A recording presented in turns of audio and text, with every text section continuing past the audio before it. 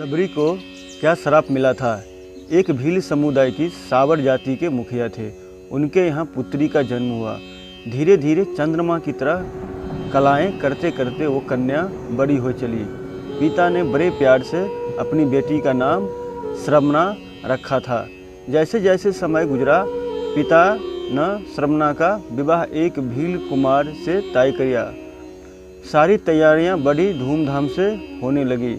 विवाह से पहले उन्होंने देखा कि लगभग 100 पशु बलि के लिए लाए गए हैं। यह देखकर वे बहुत दुखी हुई। उन्होंने जब पूछा कि ये कैसी परंपरा और कैसी रीत है, तो उनके पिता बहुत गुस्सा हुए।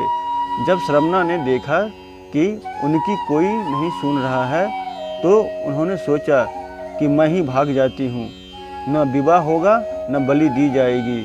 ये सोचकर श्रमणा शादी से एक दिन पहले घर से भाग गई। यह जानकर कि श्रमणा घर से भाग गई है, उनके पिता बहुत गुस्सा हुए और उन्हें जाति बाहर कर दंड और श्राप दिया कि अब ये अकेली रहेगी और उनका उद्धार कभी नहीं होगा।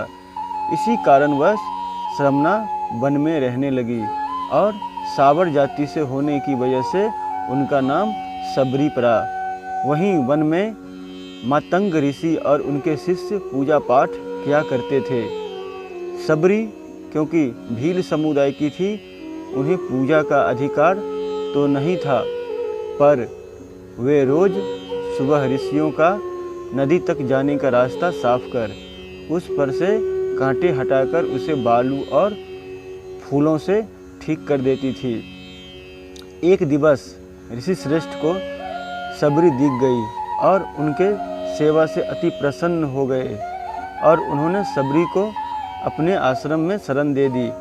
जब मतंग का अंत समय आया, तो उन्होंने सबरी से कहा कि वे अपने आश्रम में ही भगवान राम की प्रतीक्षा करें। वे उनसे मिलने जरूर आएंगे। और ऐसा ही हुआ। भगवान राम स्वयं उन्हें ढूंढते हुए आए।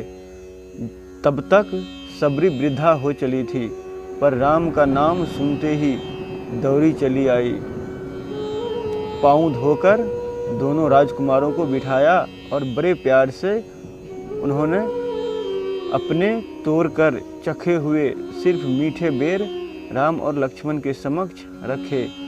भगवान राम ने तो बड़े प्रेम से वो बेर खा लिए, पर लक्ष्मण जरा संकोच कर झूठे बेर खाने में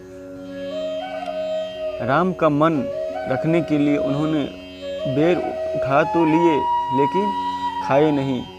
इसका परिणाम यह हुआ कि राम रावण युद्ध में जब शक्तिवान का प्रयोग किया गया, तो वे मूर्छित हो गए थे। जब इन्हीं बेरों की बनी हुई संजीवनी बूटी उनके काम आई थी। इस तरह भगवान राम ने सबरी का उद्धार किया। यदि आपको यह वीडियो पसंद आया हो, तो वीडियो को लाइक करें, शेयर करें और भी ऐसे वीडियो देखने के लिए हमारे चैनल को ज़रूर सब्सक्राइब करें।